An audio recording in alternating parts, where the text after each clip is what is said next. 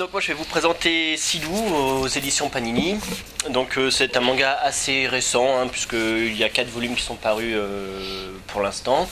C'est un manga de Tsutomu Takahashi, donc cet auteur que l'on connaît déjà un petit peu parce qu'il a déjà publié un certain nombre de titres chez Panini. On peut se souvenir de Blue Heaven par exemple en 3 volumes, le One Shot Alive qui malheureusement n'est plus disponible aujourd'hui, ou encore les 2 excellents tomes de Sky High Karma. Ce monsieur, pour terminer un peu sur l'auteur, peut-être que d'autres personnes peuvent le connaître autrement, puisque c'est quand même un grand monsieur du manga. C'est à la fois le disciple de Sato, donc l'auteur qui a fait Sailor to Blackjack, donc il faudra forcément que je vous parle un jour. Et puis c'est également le maître un petit peu de Tsutomu Nihei, donc l'auteur de Blame et de Abara récemment. Donc voilà, c'est un monsieur du manga.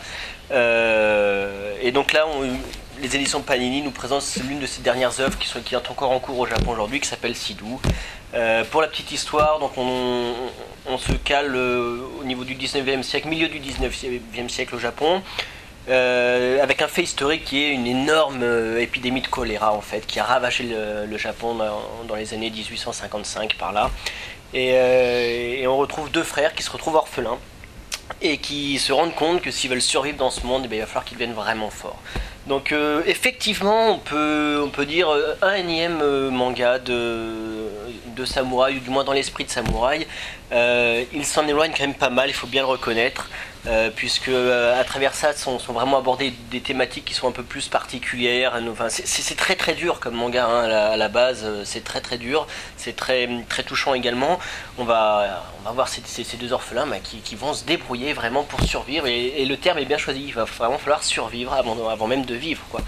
Donc voilà, c'est un manga très violent, certes, parfois un peu glauque, passage dans une secte où ils se font un peu embrigader, c'est quand même pas drôle, mais par contre c'est très intéressant. Comme à son habitude, Tsutomu Takahashi nous propose un dessin qui est absolument magnifique. Effectivement, il faut peut-être s'y faire parce que c'est un dessin un peu d'ailleurs comme un samouraï, très instinctif, très dynamique, exactement. Mais du coup, ça rend les scènes, que ce soit les scènes de combat ou les scènes d'action d'une manière générale, vachement dynamiques.